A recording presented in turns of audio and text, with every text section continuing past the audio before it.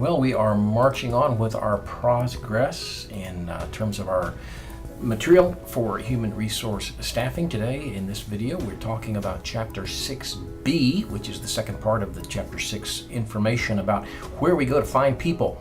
And it's the first of two parts where we're looking at how we find people outside our organization. You'll remember in Chapter 6A's video we were looking at folks who already work for us, internal recruits.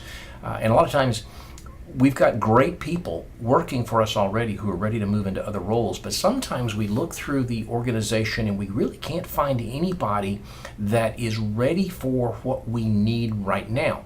Certainly some people could be developed and over the course of time be ready for this job, but we can't wait that long to get them developed. Maybe we've done a poor job of developing them in the past, or they haven't really clicked in terms of what we're trying to develop in them. But whatever the reason, for whatever the case, nobody who works for us right now is ready to move into this open spot. So we have to look outside. And I would suggest to you that it's good in a lot of different ways. We'll talk about this in a future video, but it's good in a lot of ways to try to find people inside first because of a lot of different benefits that it brings to your employees to promote them and to move them around. But there comes a time when we've got to look outside. We've got to bring in somebody who doesn't work for us now. By the very definition, if we've got 100 jobs and 99 of them are filled, we can keep moving around and keep moving around and keep moving around, but all we're doing is shifting that one open position around. And eventually somebody who doesn't work for us now has to come in and fill that open position. So this particular lesson is going to be talking about where we find external recruits. So the first one that we're going to talk about is what we will refer to as referrals, employee referrals. Remember that there was an employee referral as part of the internal recruiting sources process where I as an employee recommend another employee. But when we're talking about it from the external recruiting sources, the employee referral is where I as an current employee recommend friends of mine, acquaintances of mine, previous coworkers of mine, family members of mine who don't work for us now to fill roles that we have. So I'm working as the accounting manager, and I know that there's a position open for the PR director, and I go to my brother and I say, hey, come apply for this job. Or I go to my college roommate and say, hey, come apply for this job. So I as a current employee are reaching out to a friend or family member who doesn't work for us to come apply for an open job. And as you can see, there are a couple of different opportunities here that are positive. We can get really good people. If I am going to go to the trouble of recruiting a friend or a family member of mine, I'm probably going to reach out first to the folks that I know are really, really good. They have good work ethic, they have good skills, they've got dependability and all those kinds of things. Because I'm probably not going to refer people who are going to fail. Why? Because my reputation's on the line. You're taking a chance as a manager to trust me. And if I say, hey, go hire my brother George, and George comes in and George is lousy, the next time that I say, hey, I got an idea, hire my friend Sam, you're going to go, last time we hired one of your friends, it didn't work out well, so your judgment may not be all that great. And as a result of that, I'm going to make sure, probably, that I'm only going to recommend people who are going to be outstanding, because if you hire 3 of my friend recommendations and they're all good, you begin to think that I have got some insight and you listen to me the next time that I recommend somebody. The bad thing about that is that the people who are my family members certainly are a lot like me, and my friends are probably a lot like me. So if you look at Dr. Grimes's circle of acquaintances and so forth, there's a lot of white people. There's a lot of white older men.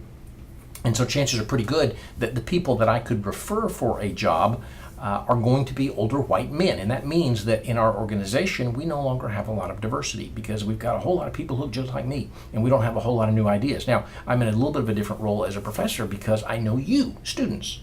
And a lot of you don't look like me. Probably none of you are older white men, very few of you at least. Most of you are younger folks than me, and because my span of influence or my circle of acquaintances is a little bit more diversified because of my role as a teacher, I can refer people who won't necessarily look like the people who are already there. But that's one thing that we look to an awful lot. We don't necessarily act on it all the time, but most organizations, I think, are regularly encouraging their employees to tell their friends about open jobs, especially the ones that they really would hire themselves and that would be very good. Now, when we're talking about friends, it's one thing, but when we're talking about family members, we run the risk of being challenged with something called nepotism, and that is where we have a family member who works with us at the same organization. Now, in a lot of there are some organizations that say none of your family members, no matter what, can work here in any role whatsoever. But there are a lot of organizations that say we don't care if brothers work here or if husband and wife work here, as long as they're in different areas, as long as one of them is not supervising the other one of them. So if you hired my brother couldn't work in the same department as me, and especially not either as my boss or with me as his boss. But it's not a big deal if he works in a different department. We want to make sure when it comes to nepotism that people don't have the opportunity to say, well, you gave him a good assignment because he's your brother. That's not fair. In-house sourcers are those people, not sorcerers, but sourcers are people in the organization who have a little bit of a responsibility as part of their job to find talent. And so they may be the ones initially who come to employees and say, who do you know outside the organization? Another external recruiting source is a written advertisement. I think probably at some point I meant to have that thing be a little bit larger font to match the employee referrals, both the in-house sourcers and the written advertisements, larger font, but also in italics so that it stands out as a source. But a written advertisement is an ad that we put in the paper, it's an ad that we put online, it's an ad that we put in the Journal of Marketing, the International Journal of Management or whatever. They're not nearly as common as they used to be, especially if they're in local newspapers or trade publications or things like that. But it is still a reasonably common way of letting people know about our open positions. Another form of a written advertisement is a sign that we put in the window. Again, that's not nearly as common as it used to be, although in a small town that might still happen. But you may occasionally see movies from the 50s and 60s and whatnot in the small towns, maybe area RFD, if you know the Andy Griffith show, where there's a scene where they're walking through town and there's all these different barber shops and family stores, tailors, and merchandisers and things like that, where there'll be a sign in the window that says help wanted, inquire within, and somebody comes up and walks in the door and picks up the sign and carries it back and says, hey, I'm your man, go ahead and hire me. That's a form of written advertisement. And as it says, we still use those things somewhat, but not nearly as commonly as we used to. And where we would typically see it, if we did maybe, was the little ads in the newspaper. Used to be, that'd be the first place you go to look to find a job, especially if you wanted something that was close by. Go to the newspaper, scan through all the bold print of the titles, read about the jobs, and apply for the ones that you're interested in. But that's not as common as usual as it used to be, partly because people don't subscribe to newspapers as much as they used to. But that's been replaced a little bit by online variations of the same thing. Ads, maybe I just meant to delete those two slides from the original PowerPoint and never did that. We've already talked about that printed information, so let's move on to the next one. Another good external recruiting source is a job fair or a trade fair. A job fair is a little different from a trade fair, although they have something in common in that both of them are gatherings of a number of employers. And the idea is that in our community we rent the Civic Center or we rent the ballroom at the hotel or whatever, and we invite a lot of different companies to come. They send a team from their organization, maybe it's across town or maybe it's 50 miles away, but they send a team, and then in this large room there are tables set up, and each company has their table. And they've got information about jobs, they've got information and brochures about their company, and I, as a prospective employee, come in, I've got my suit and my tie on, I've got a folder full of resumes, and I walk around and I look at the different companies and maybe there's something that says here are the jobs that we've got, or they're grouped according to marketing type jobs or accounting type jobs or whatever, or maybe they're just alphabetically by company name, I don't know. But I wander around and I begin having informal conversations with people from these companies, and I hear about their jobs, and if there's one that I'm kind of interested in, I'll pull out my resume, I'll hand it to them, and maybe there's a really informal little interview right then where they're kind of assessing me and I'm kind of assessing them, and they're making mental notes of out of the 3,500 people that come to this thing, or the 200 people that come to this thing, here's 5 that are kind of interested, that have given us their resumes, that we're going to call in to an interview later. The job fair, that's the fair in general, both the job and the trade fair. The job fair is a little different in that there are all kinds of different companies and industries involved. So in the same room, you might have some healthcare, some hospitals, some nursing homes, some doctors' offices. You also might have some accounting firms. You might have some manufacturing firms. You might have some investment firms. Just about anything that you can think of. Because the idea is that there's something for everyone. The difference with a trade fair is that it is a really targeted market. So instead of having all of these different things, every company who comes to this thing is part of the healthcare industry. Now, you still may have hospitals and nursing homes and long-term care homes and in-home hospices and doctors' offices, but they're all medical. They're all healthcare, or they're all manufacturing. And the reason why we would do a trade fair is if we don't want just everybody coming in looking smorgasbord buffet to see what's available, but we want people who have healthcare backgrounds. We want nurses, we want LPNs, we want healthcare specialists to come in, and it's a smaller set. It's not 1,000 people, it's 200 people, but they all have healthcare in common. And so anybody who's got a job that's in the healthcare industry knows that they're going to get people who are really serious about healthcare jobs, and they're not going to have to talk to people who are construction workers because they don't have those kinds of jobs available. So job fairs and trade fairs. Another external source we can use is known as observation, and it may be the idea simply that it doesn't make sense to reinvent the wheel. We are an awful lot like that company down the street, and they just recently hired somebody for a job like this. Where did they go? Where did they find the person? If we can, not that we're trying to hire their person away from them, but if we know that Louise just took a job with ABC Company down the street as a PR director, and we're looking for a PR director, maybe we get with Louise and say, hey, hope you're happy in your job. We're trying to find somebody like you.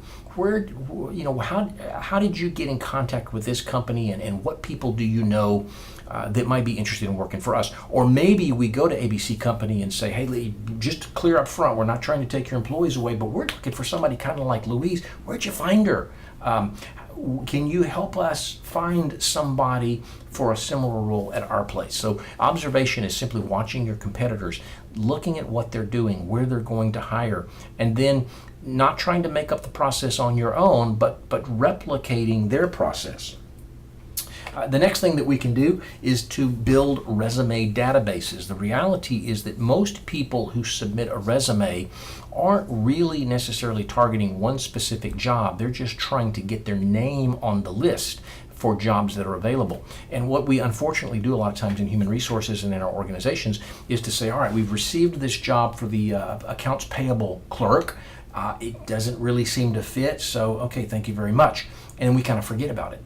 And then when we have an accounts receivable clerk come open, we open up this job and we get all these resumes, and we forget the fact that Mary Ann over there applied for the accounts payable clerk and didn't get it, but might be qualified for the accounts receivable clerk. So we kind of segregate the two, and we forget about them just about as quickly as we saw them.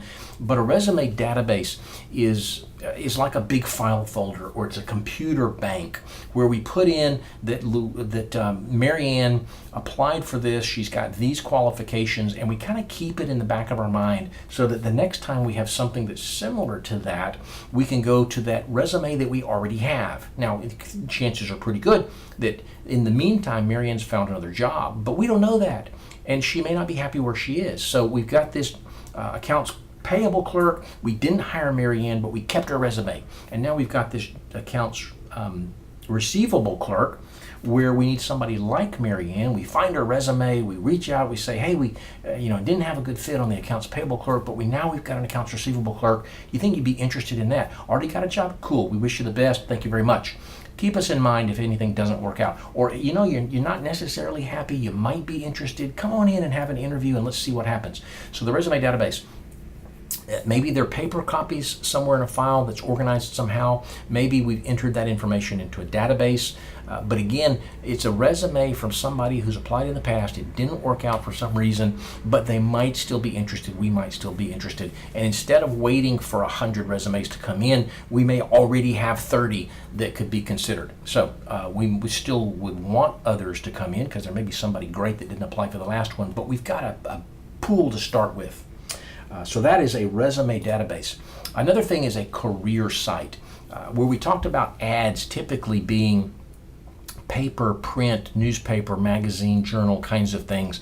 They're moving away from that, we said, towards more online things. So a career site is the process of going to our company webpage, walmart.com or coca-cola.net or whatever it happens to be, and having a link that says jobs, or employment opportunities. If you went to the Phoebe Putney Health System, there'd be a little button you could click on at the top of the page that says employment opportunities, and you click on that and it changes the page and it lists all the different jobs that are currently open, and you can click on any one of them to get more information, and maybe probably even have a button you can click on to submit your resume or to access the application that you can key in. So it's a page within the construct of our company webpage that has all of the jobs that are available with quick links to apply. So it may be that I'm looking for a job. I have no idea who has a job like the one I want, but I think it may be interesting to work for Georgia Southwestern. Or, I've always thought it would be great to work for Bell South or for the Coca-Cola Company or Delta Airlines or something, but I don't know what jobs they've got. But I can go to the delta.com website and find a link to open jobs and say, I could wash the planes, or I could vacuum out the things, or I could become a flight attendant, or maybe I could get a little training and be the pilot of the darn thing. Or do maintenance, but there's all kinds of different jobs open, and it's inside that target area of Delta Airlines. I know that one of the perks of Delta is that I get reduced flights or free flights anywhere, and boy, I love to travel. So it would make sense to work for Delta, but I don't know where. But I can start by looking at their website and seeing what's available. That's a career site. A few more that we want to talk about in this particular video before we close it out, give you a little bit of a break, and come back in section 6C to talk about more external sources. Here's a few more. I think there's 4 more left on this particular PowerPoint. Internet job boards is kind of like that career site, except it's not within the construct of our company website. It's a generic third-party website that's like Monster or Indeed or something like that, where we're not affiliated with any company, but we're kind of a public bulletin board where you, maybe a small employer or maybe a Coca-Cola or somebody, can post your job on our site. And where I, as the candidate, don't have to think about Coca-Cola versus Delta versus the Atlanta Braves versus the local hospital, whatever, to see. It's not a company I want to work for. It's a kind of a job I want to get. I can go to this internet job board, this clearinghouse or accumulation site of different jobs, and I can see what's out there. And all these different companies that have an accounts receivable clerk position, I can select accounts receivable clerk. I can see what jobs, what companies have that job available and where they are. And so it's job oriented rather than company oriented, and it gives me lots of different opportunities where companies, if you live in the Americus or Albany area, you probably see the advertisements on TV about SouthwestGeorgiaHelpWanted.com. That's an internet job board. It's a central collection site where companies can go and post jobs, and employees can go and post resumes and try to match up with the open jobs. So internet job boards. Another recruiting source for external candidates is a search firm. That's a company that exists for the sole purpose of finding people to work for you. And typically, they're looking for the higher level positions because what they do is they charge either the person, if I'm looking for an executive job, I want to be the vice president of administration or operations, or I want to be the chief executive officer or something for a company. Maybe I come to you and I pay you $1,000 fee, and then you go find jobs that might work for me. Or probably more likely, I, as an organization, am looking for a vice president of human resources, and I don't really want to take the time to go through all the applications and whatnot. So I go to you as the job search firm or the headhunter and say, this is who we're looking for. The position is this, the title is this, the salary range is this. These are the qualifications we're looking for. You go find me 5 candidates and tell me who they are. And in exchange for that, we're going to pay this person $100,000 a year. We'll give you a 10% commission, let's say. So you'll get $10,000 once we hire this person, or maybe you'll get $7,000 when we hire them, and $3,000 more after they've been here for 6 months, or something like that. So there's a fee that's involved. That's how they make their money. But they do all the hard work for you. They do all of the advertising, they take all of the resumes, they do the screening, they take the long list and consolidate it to a short list that meets your qualifications, and they send them to you, and you do the rest. Typically, you'd only do that for executive level or higher salary level people. It's not worth your time as an organization to go through a search firm and to pay the firm if you're looking for somebody who can clean the toilets and sweep the floors. But it might be worth your time for somebody who's going to be the chief accounting officer, chief financial officer. So as you're thinking later on in the next assignment about the recruitment plan, think about your job. Maybe a search firm is a good resource for you to use. Maybe it's not, depending on what your job is. But a search firm is letting somebody else do the work for you. The next one is a professional industry or an association, and that is like the marketing community that has this association. If you're an HR major, you're familiar with SHRM, the Society for Human Resource Managers. That's a professional industry. That's an association. And we can go to places like SHRM because HR people who are looking for jobs will work through SHRM. And SHRM kind of like that Internet Job Board. SHRM will have an awareness of HR jobs around the country, around the world, and they'll have members like you and like me who are maybe looking for jobs, and it's easy to partner up through SHRM to find HR-related jobs. So professional industries or associations or organizations around general skills like marketing or accounting or human resources or manufacturing or investment banking or whatever, such that companies can advertise their jobs to a marketplace of potential employees who have certain types of skills. The last thing we're going to talk about here today is a state employment agency. You would know that probably as the Department of Labor, of the Unemployment Office. They're similar to a search firm, except it's the opposite end of the spectrum, where the search firm looked for the executives. Typically, the state employment agencies look for the lower level managers or the entry level workers, the low skill or not yet fully developed skills. So people who are looking for jobs will go to the Department of Labor, the Unemployment Office, and they'll fill out all the forms and so forth. There's a database with a wall full of computers where they can sit down and kind of search for what's available, and they can make appointments to go talk to these people. Again, when it comes time to do your recruitment plan, maybe the state employment agency is a good resource for you in terms of the job you're trying to fill. But it could very well be that there are specific skills that are needed for this job that may not be in the general pool of people who go to the state employment agencies. Understanding that the state employment agencies, again, typically are the blue-collar folks, the less educated folks, the less skilled folks. So if the job that you have is a lower skill thing, like a warehouse clerk or something like that, maybe this is a good resource. If it's an HR generalist, there's specific skills that maybe the state employment agency wouldn't be able to help you with, but a professional industry might. At any rate, these are just about 9 or 10 maybe of a bunch of external recruiting sources, and that's all we're going to cover in this particular video, because we want to keep these things manageable and bite-sized, 20, 30 minutes overall in terms of content. So we'll pick up the rest of them in Video Lecture 6C, which is going to come shortly on your list of things that you can click on our content page.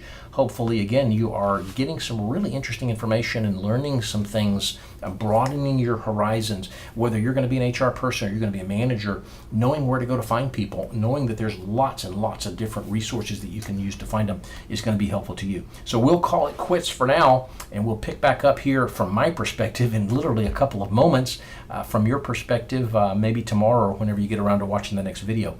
But let me know how things are going and whether you're finding these valuable, and what I can do in future classes to make these things even more useful and valuable to folks just like you who are coming in your footsteps. So, bye for now.